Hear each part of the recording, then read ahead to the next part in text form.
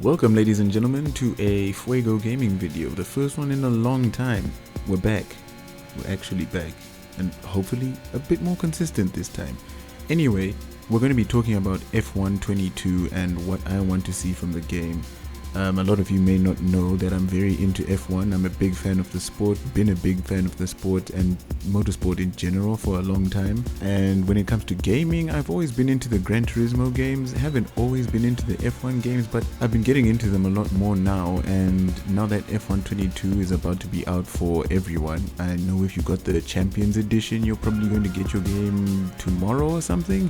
Today is, of course, the 29th of June. But anyway, we're just going to be going over what I want to see during the lifespan of the game, how I want them to handle the game, and my worries basically because of EA and how EA Sports has handled their games before and their studios and how that's all going to go. So we're gonna start with what I'm happy about. So first of all, I'm pretty happy about the new physics engine. I think this was a big worry for a lot of people in the community, that it was just going to be a visual change. They were going to put in the new 2022 season cars, even though those cars are like very different to what you get, what you used to get back in the day. A lot of people were pretty worried that EA Sports and Codemasters were just going to just dress them up in new visuals, and it wasn't really going to be a big change. So I think that's the first thing that I have a lot of excitement for, because it's going to be a new challenge. Maybe there's going to be a bit more of a skill gap. The games always have had a lot of accommodation and accessibility for players, no matter what your skill level. So I'm pretty happy to see that. I'm just hoping that it isn't going to introduce a whole lot of bugs. I think a lot of YouTubers have been bringing out some footage, and you can see there's a bit of wonkiness in it. What you expect. So now, speaking of the accessibility and new systems, I think the interactive pit stops and formation labs are they're a cool new addition. I don't think they're a big part of the game. I don't think they're going to change how people play the game, but I think also because a lot of new fans are coming into F1, it's going to be cool to see how people interact with formation labs and pit stops, because it's more nitty gritty when it comes to F1. I think it's going to allow a lot of strategy. We're going to see how it works with esports and stuff, but I don't really think it's going to change a whole lot. I mean, being able to position your car on the starting grid, yeah, it sounds cool. I don't really think it's that big of a deal. It's something I'm happy to see, but I'm not really that crazy about it. Broadcast package, that's something I'm really happy to see. It's something that I think needed changing, because these games have always been very samey. I've been playing on and off since F1 2018. I did play a couple of the ones before that, but it's always been very much the same package, So now that they've brought in a whole bunch of new commentators, they brought in a whole bunch of new broadcast package highlights and stuff, it's a lot more interesting to watch as a sport.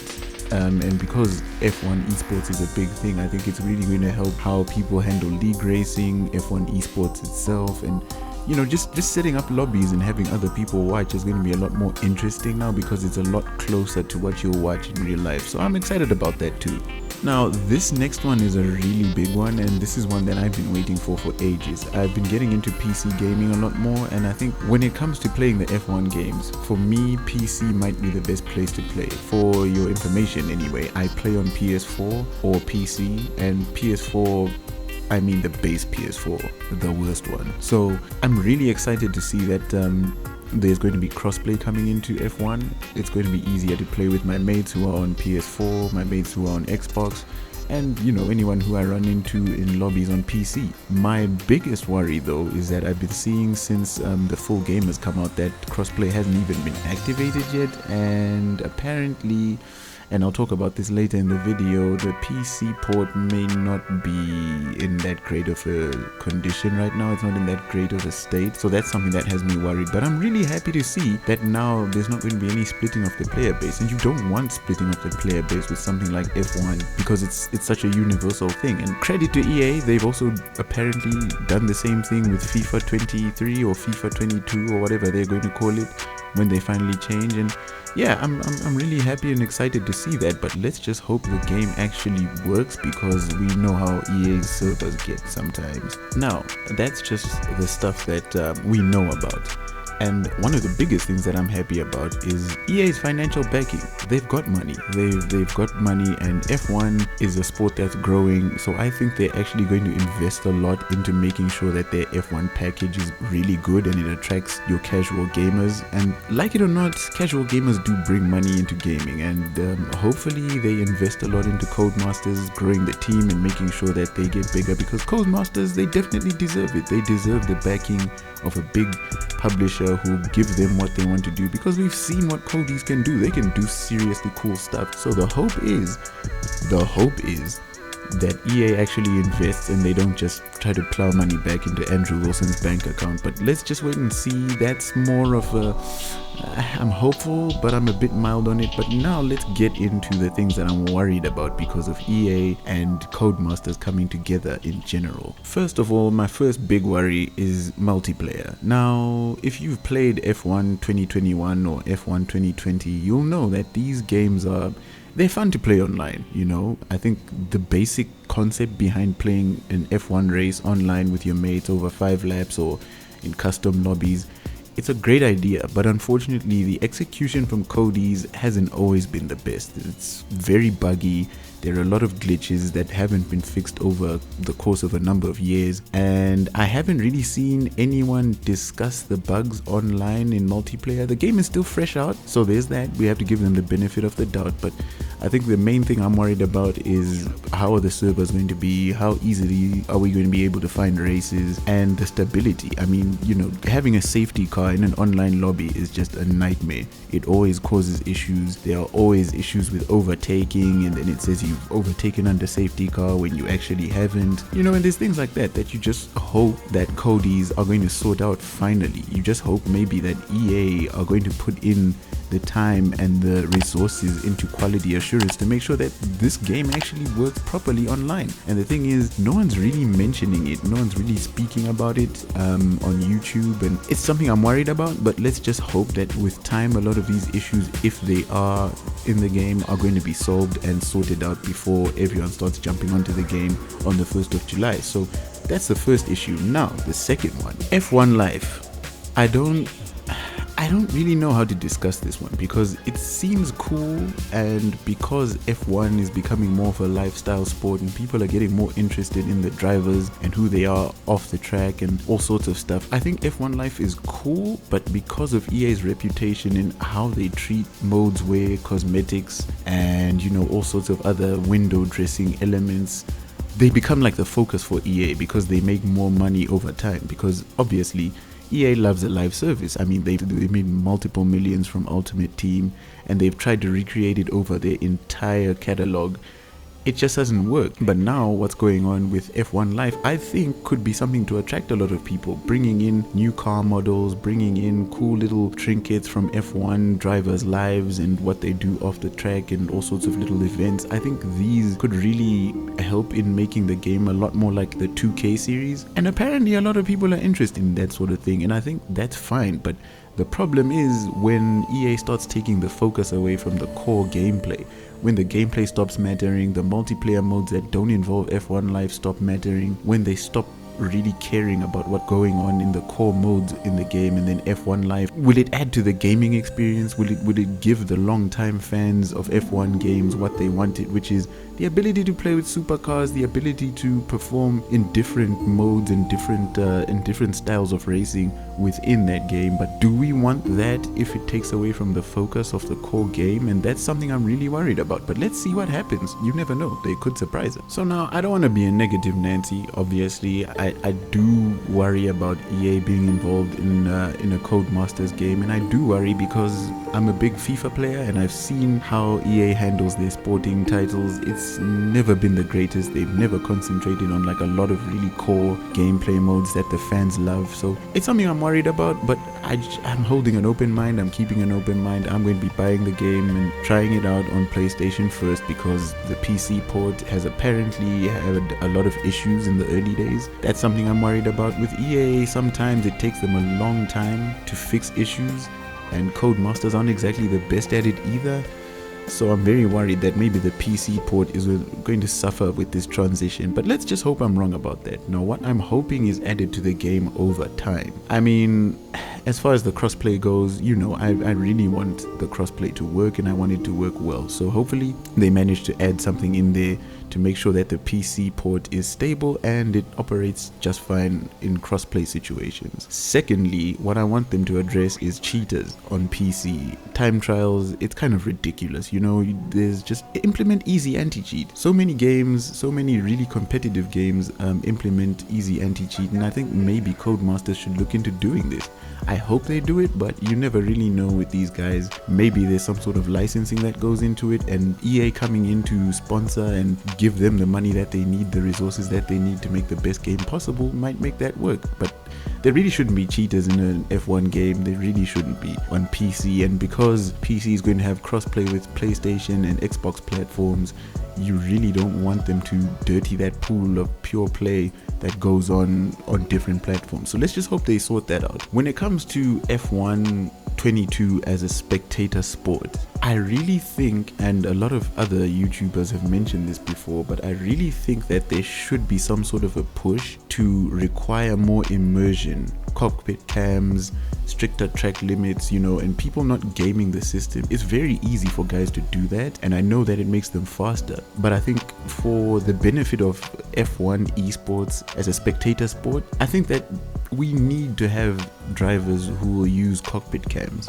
Maybe allow them to get rid of the halo bar, that would be fine, but I think them driving from that perspective would just make it a lot more immersive. Even if they're using controllers, I think it just makes it a lot more immersive, a lot more realistic, because, you know, a lot of guys will set their camera up to be very high off of the actual halo of the car, and that cockpit cam, it really doesn't work because it gives you so much more of a view of the track, and it's just not something that a real driver would have the benefit of having. So why not just have rules for that sort of immersion within the game? I think that would really be cool. And the next one I think would be from Assetto Corsa and a lot of other PC games that have modding and communities that are allowed to mod. I really want to see historic cars, historic tracks, different layouts of tracks, and tracks that may not even be on the calendar any longer, you know, your Kyalami, etc. There's a lot of tracks that you see in games like Assetto Corsa and in other games, Automobilista, etc, etc. They're really cool and they enhance the experience over time. And I know if Codemasters wasn't keen on letting people just mod the game, maybe they should just allow maybe like some track requests, and they put in a new track every, I don't know, 3 months or so that we can use in time trial, we can use online. I don't know, your Jim Clark on the final lap of a race, etc, etc.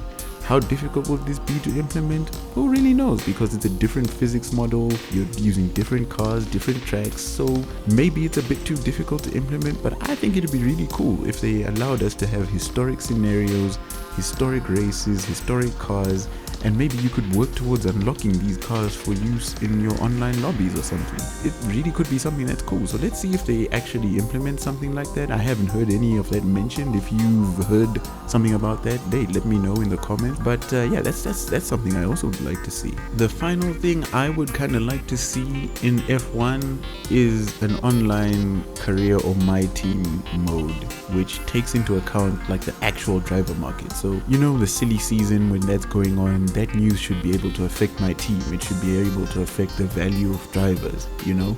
Maybe drivers even get taken away from teams, or they get removed from teams, or they have weekends where they're going to other teams to test cars, etc, etc. I think a lot of that driver market activity is missing from the game. And another thing that I think is going to be missing from the game is porpoising, but because the FIA may be putting in rules to address all that, I suppose it would make sense for them to include that. But driver market activity, online career, online my team is something that we've been crying for years, and not even just in F1 but in FIFA as well. So let's just hope they listen to us finally and implement that down the road somehow. I'm not sure how it's going to work. I'm not sure if it would be the best time to do it, but let's hope they do something about that. So let's talk about EA and why they might just be the best and the worst thing that happens to F1 games. Look at EA. EA, judging by FIFA games, they can make a good product. At its core, FIFA is a really good game. It's accessible, it looks decent enough. It's had a model that's worked commercially and for fans, for audiences for years, because it recreates the spectacle, it recreates the broadcast experience, it recreates the feeling that you get from playing football sometimes. Yes, it is very casual. Yes, it is sometimes a bit too accessible. Yes, it is very buggy. And yes, it hasn't changed for years now. But the thing is, if it hasn't changed for years now and it's still selling well, why is it still selling well? Is it just because people like football and they want to get in there? Or is it because at its core, it's actually a mechanically sound game? I think it's the latter. So I want to see EA use a lot of its experience, and they do have experience with racing titles. I want them to use a lot of that experience to let Codemasters do what they need to do, but also set the bar a bit higher for Codemasters. Because Codemasters, I think, has been getting away with a lot, because Assetto Corsa, some of Codemasters' own franchises even, and others have always had a bit of a higher bar of quality, a higher fidelity. Dirt Rally is...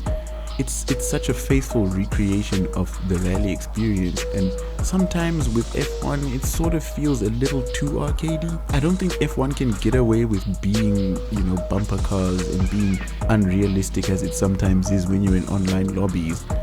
And I think Codemasters can take a lot from games like Gran Turismo, from games like iRacing, from games like Assetto Corsa, which have a lot more skill gap in them because they take into account the real world performance of their cars, the real world happenings, the real world handling. And I think now with that new physics engine, we're taking a right step towards it. But let's just hope that because EA is such a focused studio head or studio publisher when it comes to numbers, and they only seem to want to make money off of their games, they don't seem to really care about the customer experience as much as they should. I mean, look at Battlefield 2042. Let's just hope this is a new leaf that they're turning over. Let's just hope that they can look at the games that Codemasters have made before and that the competition have made.